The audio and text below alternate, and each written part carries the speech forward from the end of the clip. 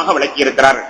கண்ணியத்திற்குரியவர்களே, இரண்டாவதாக நபிகள் நாயகம் ஸல்லல்லாஹு அலைஹி வஸல்லம் அவர்கள் சொன்ன செய்தி, இன்ன குல்ல ரிபா மௌதுஉன் வலாக்கின் ரூஸு அம்வாலிக்கும் லா தظلمون ولا تظلمون. வட்டிகள் அனைத்தும் என்னுடைய காலடியின் கீழால் வைத்து மிதித்து நசுக்கப்படுகிறது. வட்டிகள் அனைத்தும் என்னுடைய காலடியின் கீழால் வைத்து நசித்து மிதிக்கப்படுகிறது என்றாலும் உங்களுக்கு மூலப்பொருள் திருப்பி தரப்படும். நீங்கள் அநியாயம் செய்யவும் மாட்டீர்கள், அநியாயம் செய்யப்படவும் மாட்டீர்கள். வட்டி யாராவது கொடுத்திருப்பீர்களே ஆனால் உங்களுக்குள்ள மூலப்பொருள் அசல் பொருளை தரப்படும்.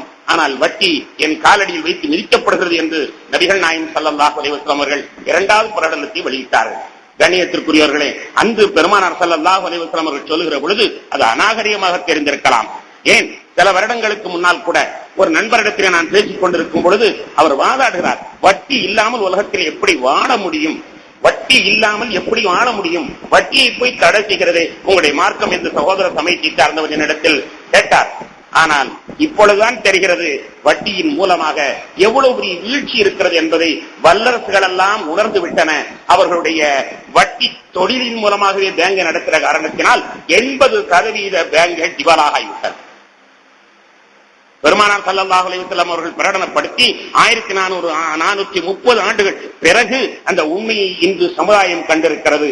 வட்டி வீழ்ச்சியைத்தான் தரும், வட்டி அனைத்தும் என்னுடைய காலடியில் வைத்து நசுக்கப்படுகிறது என்று நபிகள் நாயகம் ஸல்லல்லாஹு அலைஹி வஸல்லம் அவர்கள் ஆசையில் அவர்கள் வெளியிட்ட அந்த இரண்டாவது செய்தி உலகமெல்லாம் இன்று உணர தலைப்பட்டிருக்கிறது. கண்ணியத்திற்குரிய பெருமக்களே, வல்லரசுகள் எல்லாம் கிட்டத்தட்ட 240 பேங்குகள் மூடப்பட்டிருக்கின்றன. அமெரிக்காவிலே 240 பேங்குகள் மூடப்பட்டிருக்கிற அதே நேரத்திலே ஷரியத் பேங்குகள் 140 பேங்குகள் திறக்கப்பட்டிருக்கின்றன. ஷரியத் பேங்குகள் 140 நாடெங்கிலும் திறக்கப்பட்டிருக்கின்றன என்ற செய்தியை பார்க்கிற பொழுது வட்டி இல்லாத மூலதனம் தான் உலகத்தில் வாழும் என்பதை நாம் புரிந்து கொள்கிறோம். இந்த வட்டிக்கு கொடுத்தவர்கள் எல்லாம் கடைசியில் வட்டி இல்லாத அரபுகளிடத்திலே சென்று தங்களுடைய பேங்குகளை மீட்டுவதற்கு ஏதாவது உதவி செய்யுங்கள் என்று கையேந்த நிலையிலே இருக்கிறார்கள் என்பதை உலகத்தில் நாம் பார்த்துக் கொண்டிருக்கிறோம். அரபகத்திலே வட்டி இல்லாமல் இருந்த காரணத்தினால் அவரிடத்தில் தான் பொருளாதாரம் இருக்கிறது, எனவே நீங்கள் தாருங்கள் என்பதாக நீங்கள் தந்துதான் எங்கள் பேங்கை காப்பாற்ற வேண்டும் என்று உதவிக்கு கேட்கின்ற அளவில் செங்கை செல்கிற பொழுதுதான் வட்டியின் நிலைமையை நம்மால் புரிந்து கொள்ள முடிகிறது. அன்பிற்கும் மதிப்பிற்கும் உரித்தான பெருமக்களே, எனவே வட்டி என்பது நம்முடைய வாழ்க்கையிலே கலந்து விடாமல் நாம் பாதுகாத்துக் கொள்ள வேண்டும். வட்டி இல்லாமல் நான் வாழுவேன் என்று நீங்கள் அறுதிமான் எடுத்துக்கொண்டு வாழ தலைப்பிட்டீர்களே ஆனால் கொஞ்சம் அல்லாஹ் சோதிச்சு பார்ப்பான், நீ உண்மையாத்தான் சொல்றானா அல்லது பொய் வேஷத்துக்கு சொல்றானாங்கிறது சோதிச்சு பார்ப்பான். சோதிச்சு பார்த்து உண்மையாத்தான் வட்டி இல்லாமல் இருக்க விரும்புறான் என்று தெரிந்தா அல்லாஹ் உதவியை தந்து விடுகின்றான். நாம் வெறும் வியாபாரம் செய்ய வேண்டியதில்லை, வட்டி இல்லாமல் வெறும் வெத்தலை வாக்கு கடை வைத்து பிழைத்துக் கொண்டாலும் கூட அது நிச்சயமாக பரக்கத்தாக இருக்கும். அப்படி இல்லாமல் வட்டியோடு சேர்ந்து நாம் என்ன பெரிய வியாபாரம் செய்தாலும் சம்பாதித்து பேங்கு கட்டுவதற்குத்தான் நமக்கு நேரம் போகுமே தவிர நிச்சயமாக நாம் அதனுடைய பரக்கத்தை அனுபவிக்க முடியாது என்பது உலகறிந்த ஒரு உண்மையாகும். பெருமானாருடைய அந்த வேட்கை வட்டியை ஹராமாக்கிய பெருமானார் ஸல்லல்லாஹு அலைஹி வஸல்லம் அவர்கள் எதுவெல்லாம் பெருமானார் ஹராமாக ஆக்கினார்களோ அதையெல்லாம் விட்டு இஸ்லாமியர்கள் தவிர்த்து கொள்ள கடமைப்பட்டிருக்கிறார்கள். எதெல்லாம் ஹராமாக்கினார்களோ, பெருமானார் ஏன் ஹராமாக்கினார்கள்? அவர்களுக்கு அந்த பொருளின் மீது அவர்களுக்கு ஒரு பொறாமையா, பொருளின் மீது பொறாமையா? இல்லை.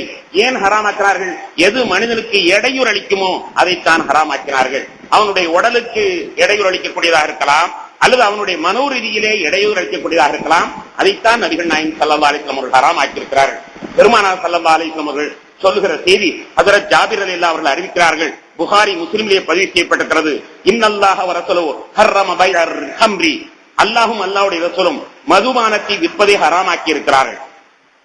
வல் மைக்கத்தி, இறந்து போனதை செத்து போனதை விற்பதை ஹராமாக்கி இருக்கிறார்கள். வல் ஹின்ஜீரி, பன்றியை விற்பதை ஹராமாக்கி இருக்கிறார்கள். வல் அஸ்னாமி, சிலுவைகள் விற்பதை ஹராமாக்கி இருக்கிறார்கள் என்று நபிகள் நாயகம் ஸல்லல்லாஹு அலைஹி வஸல்லம் அவர்கள் சொன்ன செய்தியை புகாரியிலையும் முஸ்லிமிலையும் பதிவு செய்யப்பட்டிருக்கிறது.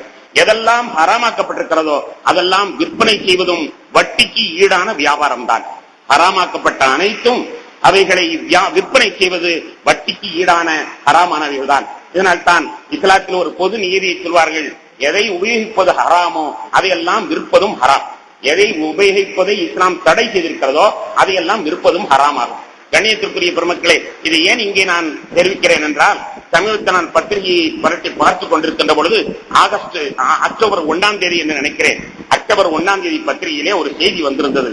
கேட்டமைன் என்று ஒரு பொருளை குக்கரில் இருவர்கள் கடத்தினார்கள். கேட்டமைன் என்ற பொருளை குக்கரில் இருவர்கள் கடத்தினார்கள்.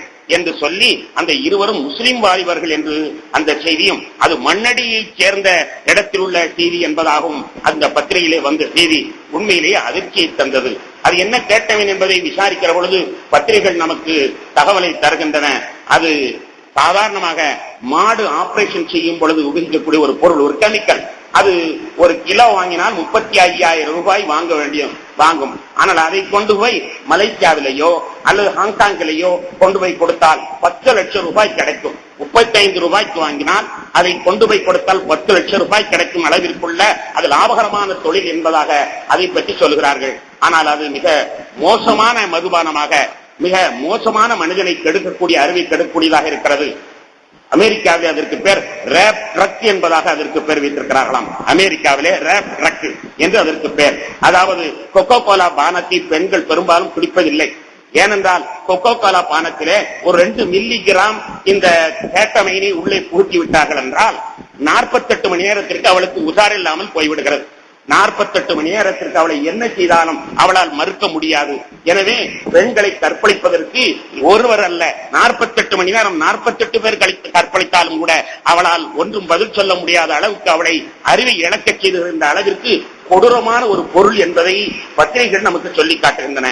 அமெரிக்காவிலே அப்படி ஒருவர் இருப்பதை கண்டால் அவர்களுக்கு தூக்கு தண்டனை என்றும், இன்னும் ஹாங்காங்கிலே 10 வருடம் அதற்கு சிறை தண்டனை என்றும், மலேசியாவிலே 6 மாதம் சிறை தண்டனை என்றெல்லாம் பத்திரிகைகள் அதை பற்றி விலாவாரியாக விளக்கிக் கொண்டிருக்கின்றன. அன்பான பெருமக்களே, கெமிக்கல் என்ற பெயரிலால் நாம் அதை வியாபாரம் செய்கிறோம். ஆனால் ஹராமுக்கு பட்டு குஞ்சம் என்று நாம் பெயர் வைத்தாலும் அது பட்டு குஞ்சமாக ஆகப் போவது கிடையாது. கெமிக்கலை நாம் கெமிக்கல் என்று பெயர் வைத்தாலும் அது ஹராமு தான். அறிவை கெடுக்கக்கூடியது.